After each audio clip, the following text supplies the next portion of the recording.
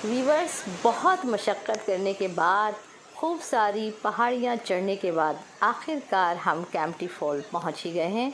और यहाँ का ठंडा ठंडा पानी आँखों को बहुत सुकून दे रहा है, दिल को करार दे रहा है।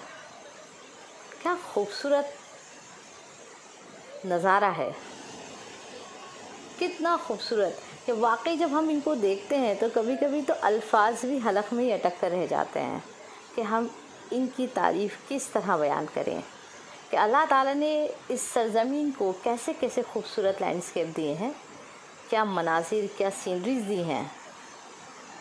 और इंसान इन तमाम नेमतों से बहुत दूर है। थोड़ी देर मैंने भी सोचा खामोशी के साथ रहकर इन मनाजिर को महसूस किया जाए, इनको जिया जाए और इसमें ज़िंदगी की नई खुशियाँ तलाश की जाएं। ये देखिए, ये यहाँ का जो ये पोर्शन आप देख रहे हैं, ये ज़मीन से ऊपर की तरफ है, यानी उस ज़मीन से जहाँ हम सीढ़ियाँ उतरकर नीचे जाते हैं तो वो कैंपटी फॉल कहलाता है। पर ये ऊपर की तरफ का हिस्सा है जहाँ से झरना बनकर चलता है। तो काफ़ी सारी सीढ़ियाँ चढ़कर आई हूँ मैं यहाँ तक। और ये एक तरह से कुंड बना हुआ है, इसमें लोग बाकायदा नहाते हैं, लेकिन पानी बहुत ठंडा है।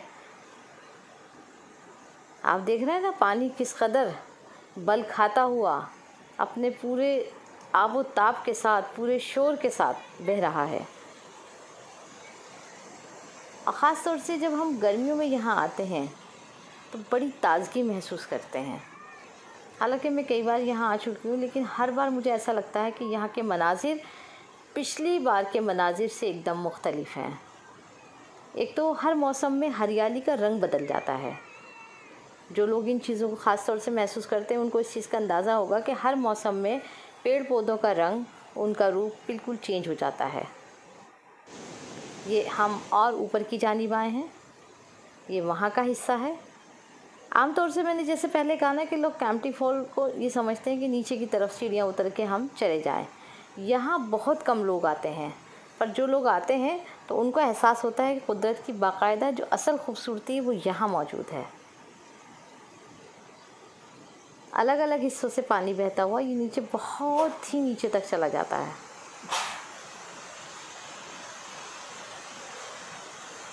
पानी शफाफ है, साफ़ है, लेकिन ये जो नीचे चारों तरफ मेरे ख्याल से काई इतनी जम गई है कि अब वो पानी का वो मज़ा नहीं रहा।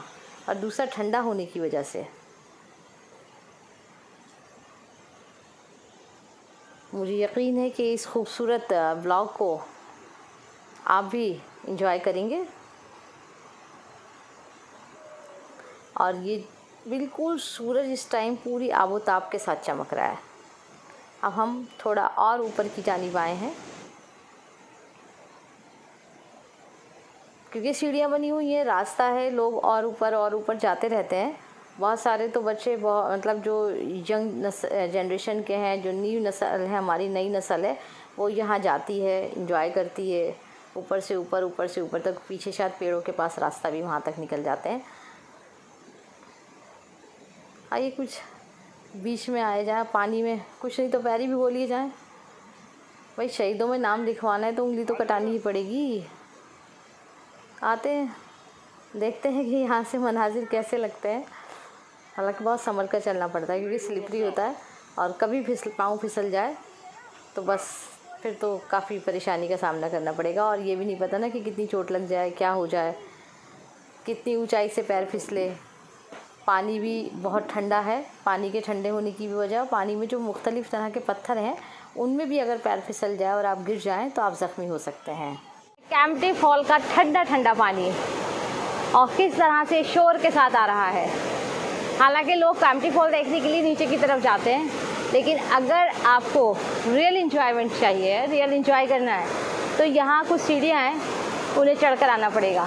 हालांकि पहाड़ों की चढ़ाई और उसके बाद इतनी ऊंची सीढ़ियों की चढ़ाई जान निकाल देती है, लेकिन इंजॉयमेंट, एडवेंचर, ये बिल्कुल इसका लास्ट हिस्सा है जहाँ से ये नीचे की तरफ जाता है। और बहुत नीचे तकरीबन 50 के करीब सीढ़ियाँ तो चढ़कर मैं आई हूँ। और जहाँ तक मेरा ख्याल है सड़क और सड़क के बाद अप्रोक्स 100 के करीब सीढ़ियाँ हैं नीचे जाने के लिए, जिसको ये कैंपटी फॉल कहते हैं। और ये यहाँ से शुरू होता है और वहाँ तक गिरता है। और इसके अलग अलग हिस्से, कहाँ कहाँ पानी रुकता है, कहाँ कहाँ अलग अलग पोर्शन के अंदर लोग इसको एंजॉय करते हैं, वो सब मैं आपको स्टेप बाय स्टेप घुमाऊंगी। और बहुत ठंडा पानी है। आज इस पानी में उतरने के लिए किसी में भी हिम्मत नहीं है। मुझे वो सामने जो आप देख रहे होंगे पीछे जो शॉप्स बने हुए हैं, इन्होंने बताया कि आज सुबह से इन्होंने बोनी भी नहीं की है। पानी इतना ठंडा है कि इसमें जाने के लिए कोई ट्यूब का भी सहारा नहीं ले रहा है। चलिए, जैसे जैसे हम इसके मुख्तलिफ हिस्सों को देखते रहेंगे, वैसे वैसे आपको वो मुख्तलिफ हिस्से घुमाती रहूँगी। जहाँ तक सीढ़ियाँ चढ़कर ऊपर आने का ताल्लुक़ है, ये कैंपटी फॉल का आखिरी हिस्सा है ऊपर की जानिब। इसके आगे पीछे से और भी रास्ते हैं, लेकिन मैं नहीं चाहती कि पानी में और इस फिसलन में पैर रख के या किसी भी तरह से कोई ऐसा नुकसान उठाया जाए कि जो हमें आगे सफ़र के लिए रोक दे। तो आप देखिए, ये पानी ऊपर से आ रहा है।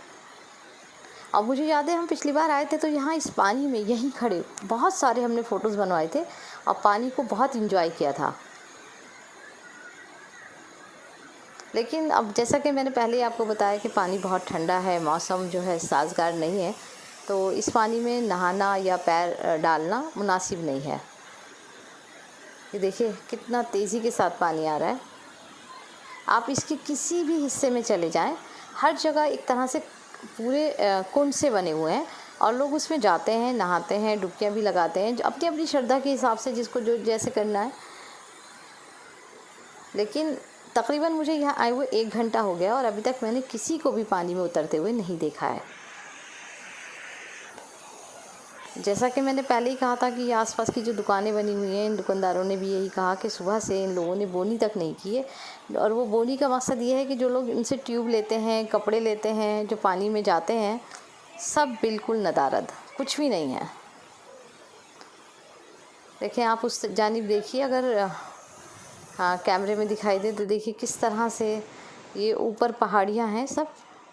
ये कैंपटी फॉल बिल्कुल नीचे का हिस्सा है। ये हमने सड़क से ऊपर का आपको सारा हिस्सा दिखाया। अब ये सड़क के नीचे का, जहाँ मैंने कहा कि लोग जिसे असली कैंपटी फॉल समझते हैं, कहते हैं, वहाँ जाते हैं, एंजॉय करते हैं, इस ज़मीन के नीचे की जानिब है।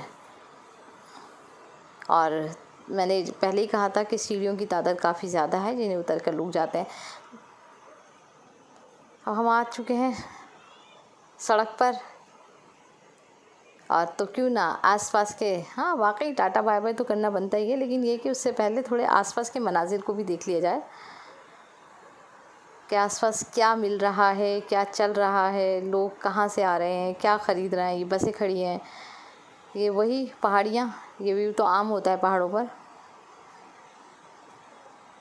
ये तमाम मकानात यहाँ के जो यहाँ के कल्चर को दिखाते हैं।